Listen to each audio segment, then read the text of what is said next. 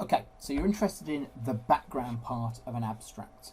So what we're going to do is we're going to very briefly think about the way in which you would construct that very brief part of the abstract, which is actually fundamentally important to the reader. Okay, so here we can see a piece of work. We've got the title at the top, but what you can see here is the background to the study. So the background is implying to us where this study sits in the wider world.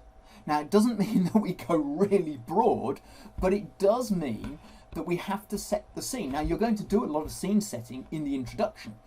So what you're trying to do is you're trying to condense from the introduction into this abstract, and it's got to be fairly brief. So you can read here that grip dynamometry is a common practice. So we're setting the kind of, this study's about grip dynamometry. It's already informing the reader that this is something that's commonly undertaken.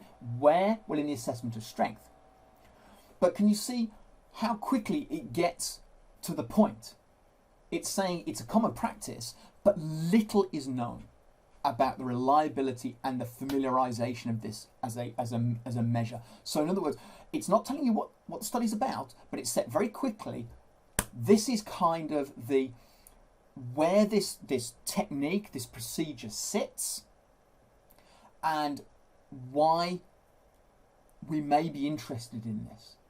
So it's grip dynamometry is undertaken, but little is known about reliability, familiarization. So you need to think about constructing a background sentence in an abstract that kind of conforms to that design. Context for the study.